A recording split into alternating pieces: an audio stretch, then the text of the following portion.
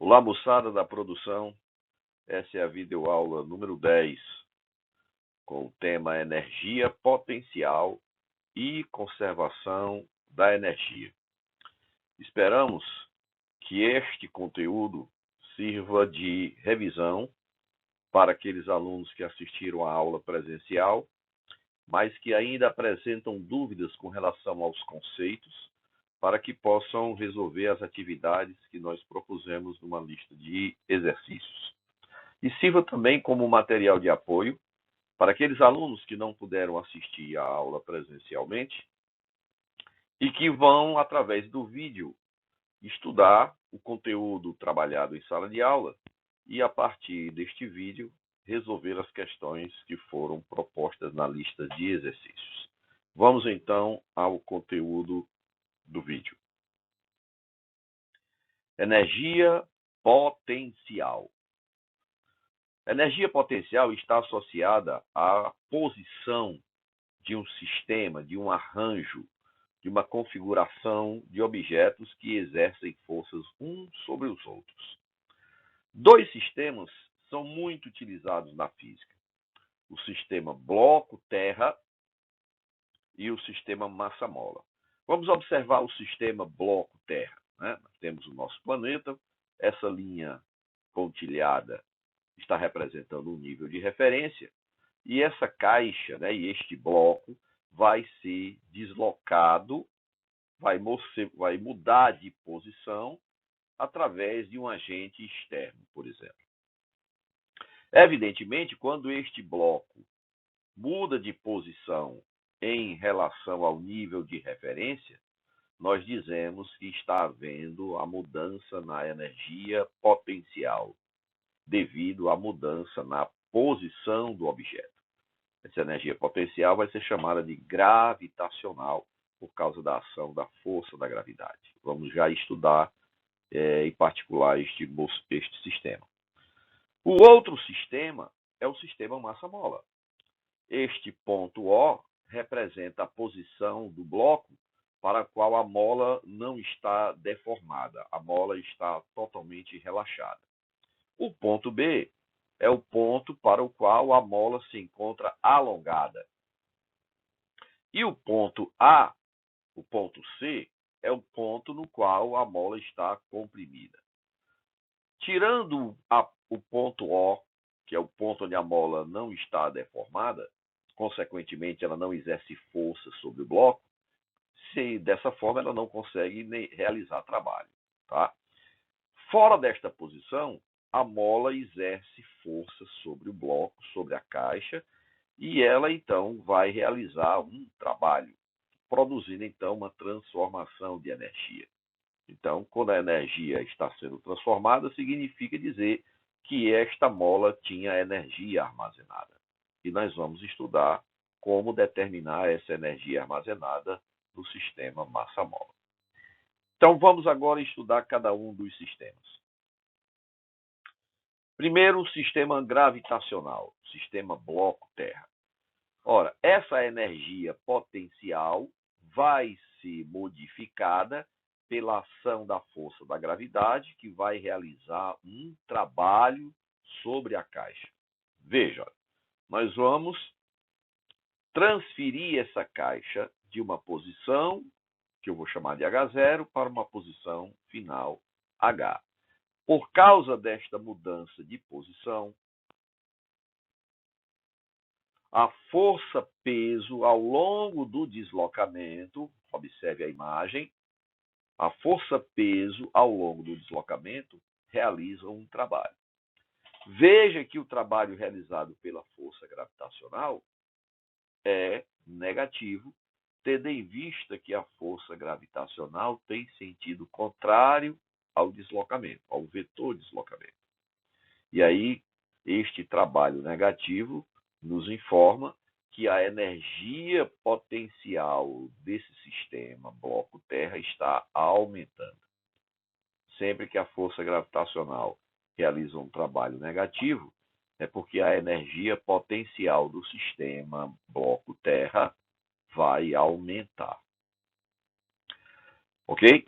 Então, Se o trabalho é negativo e a energia potencial aumenta, eu posso escrever a variação da energia potencial como negativo do trabalho gravitacional, o trabalho da força da gravidade, o trabalho do peso.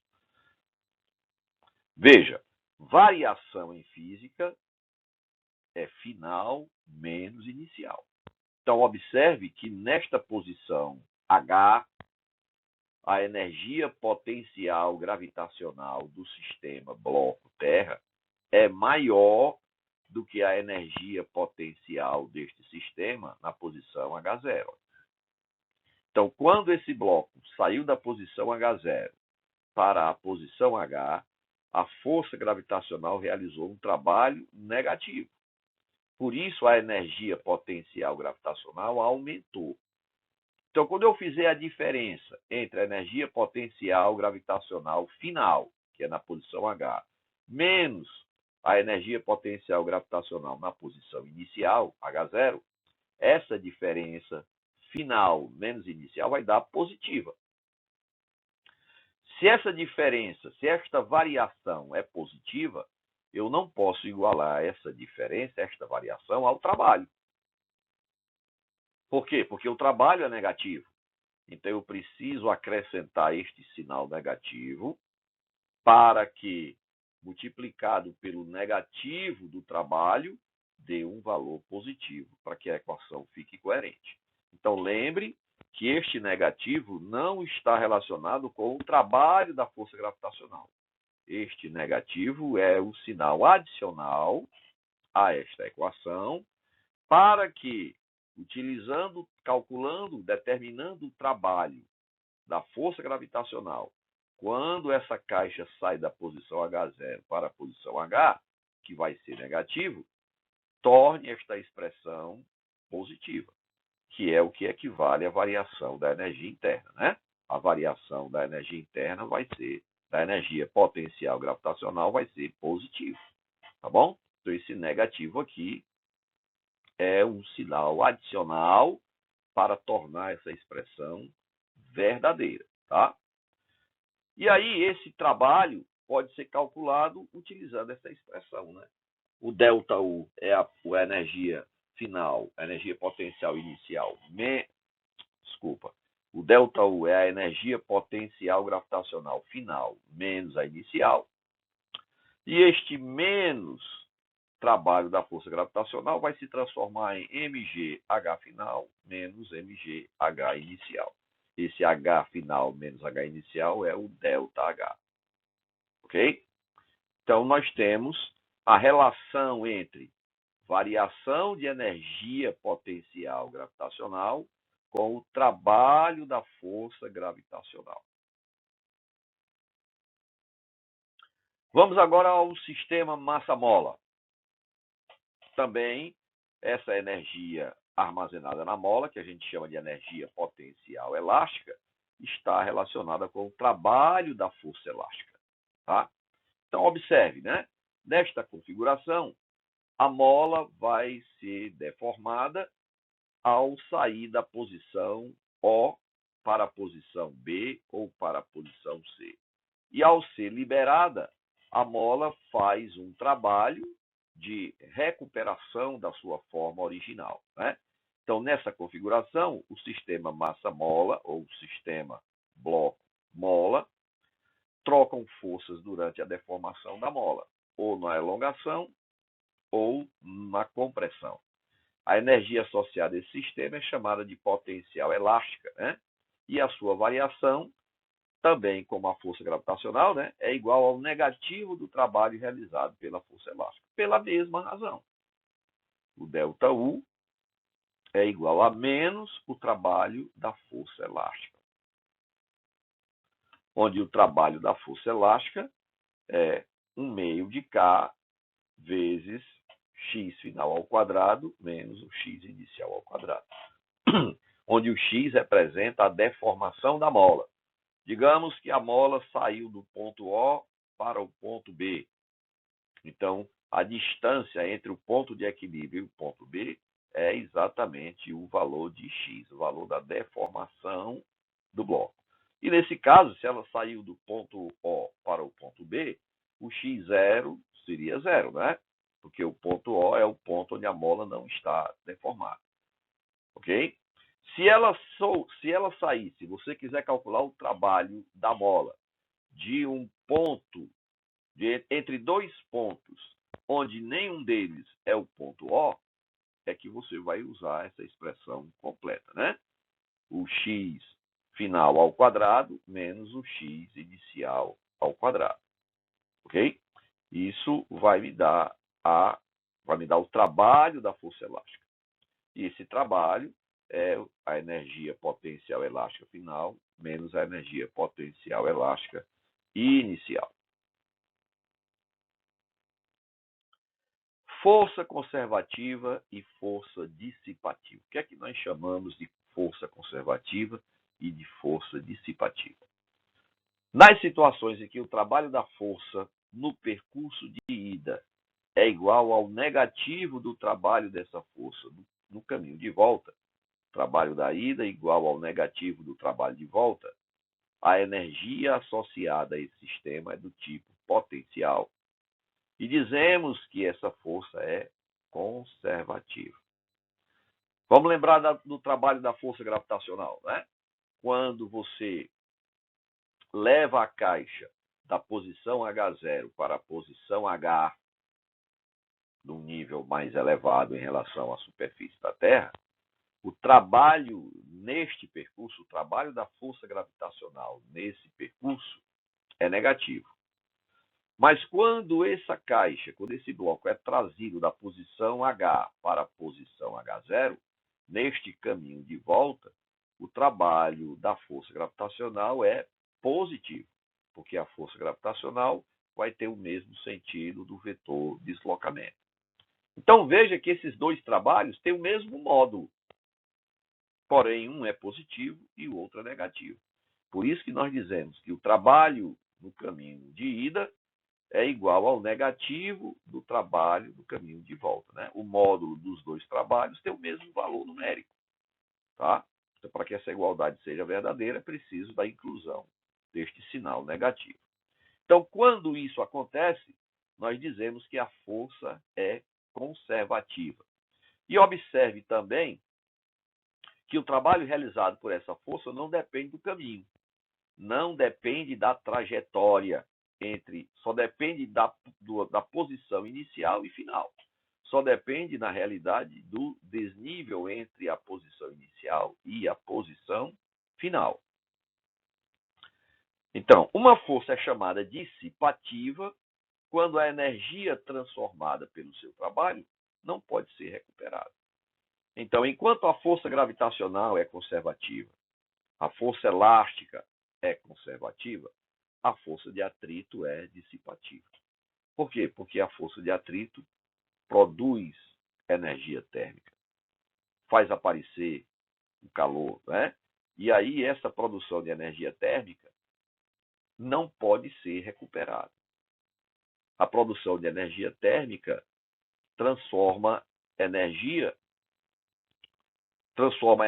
cinética, transforma a energia gravitacional numa energia que não pode mais ser recuperada, né? Porque toda a energia térmica produzida é dissipada para o ambiente, nem sequer pode ser armazenada.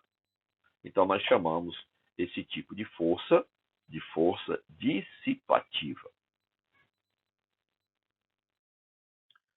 Quando é que a energia se conserva, né?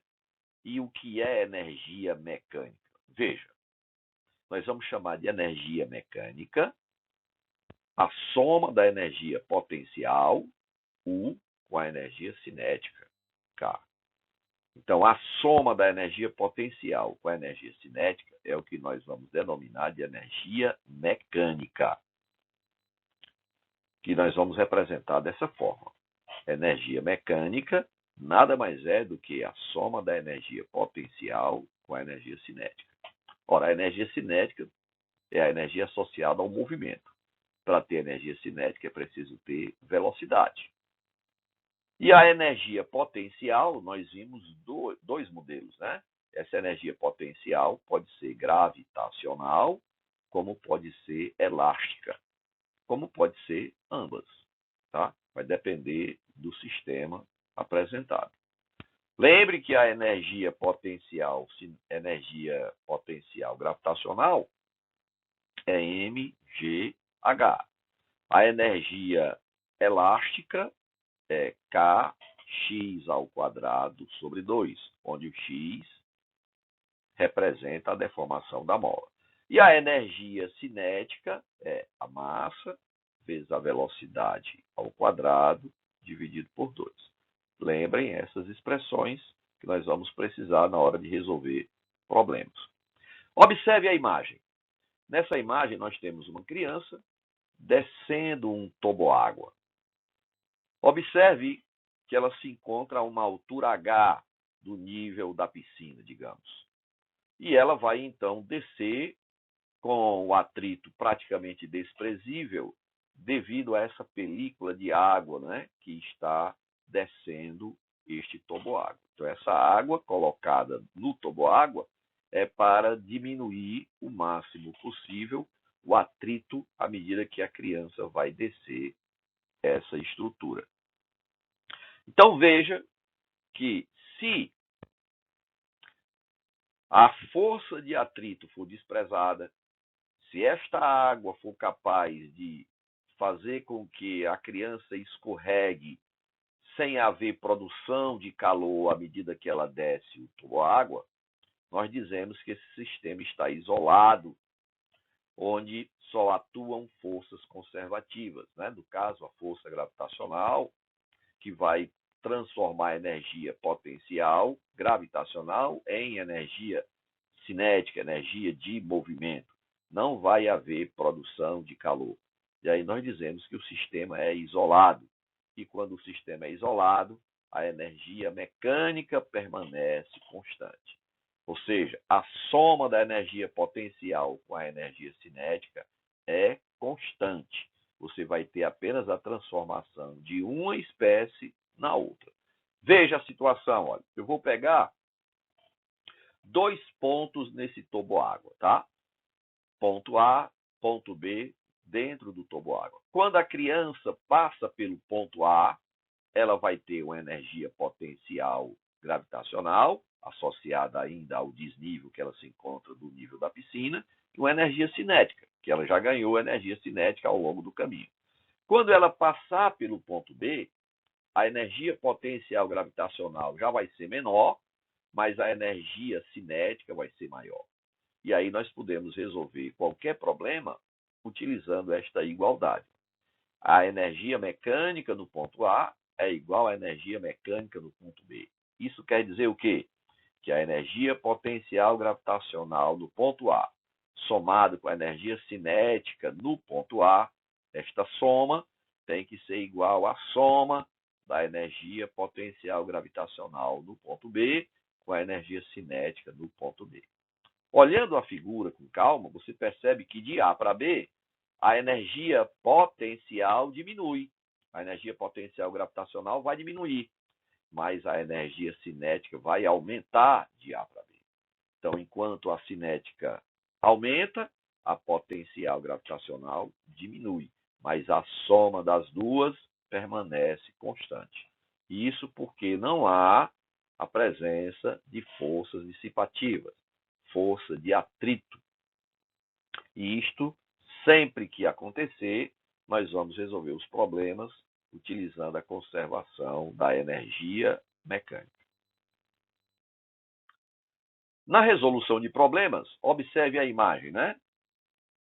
Esses problemas, onde não aparecem atritos, ficam muito mais simples na hora de resolver do que se nós tivéssemos que aplicar as leis de Newton na solução do problema.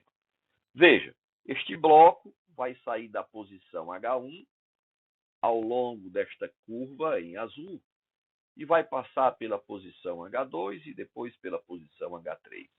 Em cada uma destas posições, H1, H2 e H3, nós podemos dizer que o bloco tem energia potencial gravitacional e energia cinética.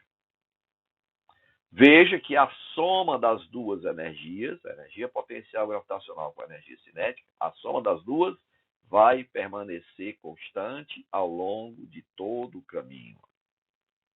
Energia mecânica no ponto 1 é igual a energia mecânica no ponto 2, é igual a energia mecânica no ponto 3.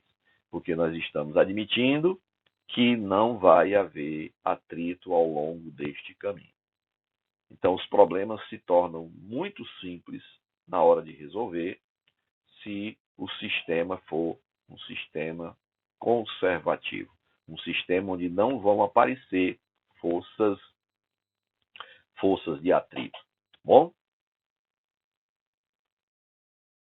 Trabalho realizado pelas forças externas.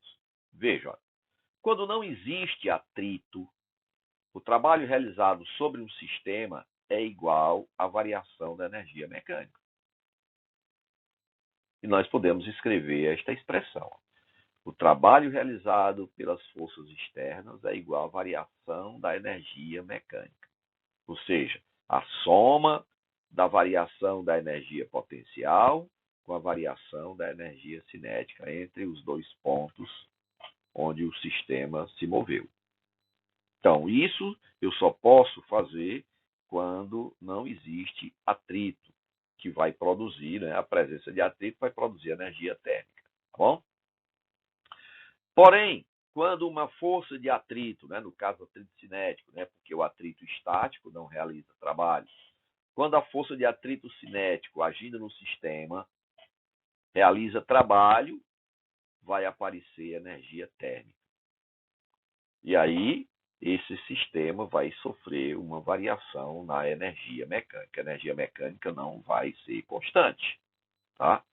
E aí nós vamos ter que calcular o trabalho, ou igualar o trabalho realizado pelas forças externas, somando a variação da energia mecânica com a variação da energia térmica, que foi produzida pelo atrito. Tá? Lembrando que a variação da energia mecânica é a variação da energia potencial com a variação da energia cinética, mais a energia térmica que foi produzida ao longo do processo. Tá bom? Então, a gente pode calcular o trabalho das forças externas utilizando a energia mecânica, porém, incluindo a energia térmica que vai aparecer pela ação do atrito. Conservação da energia, no caso genérico, né? Pegando todas as energias. Então, a energia total de um sistema, que é a soma da energia mecânica e das energias internas, incluindo a energia térmica, quando você inclui todas as formas de energia a um sistema, essa energia total só pode variar se uma determinada quantidade de energia for transferida, ou seja, uma determinada quantidade de trabalho for realizado sobre o sistema ou pelo sistema. Então, esse fato experimental é conhecido como lei geral, né? Lei de conservação da energia. Tá? Se um trabalho for realizado sobre o sistema, o que é que a gente pode escrever? O trabalho realizado sobre o sistema é igual à variação total da energia. Esse ΔE aqui é a energia total. Que energia é essa? É a energia mecânica, que é a energia potencial com a cinética, mais a energia térmica, mais a energia interna. Então, essa é a conservação geral da energia, né? Pegando todas as formas de energia sobre um sistema. Ok? Moçada, com isso nós concluímos essa aula, esperando que este conteúdo possa esclarecer suas dúvidas e ajudá-lo a resolver as atividades que nós propusemos. Ok? Nos encontraremos na nossa próxima aula. Até lá.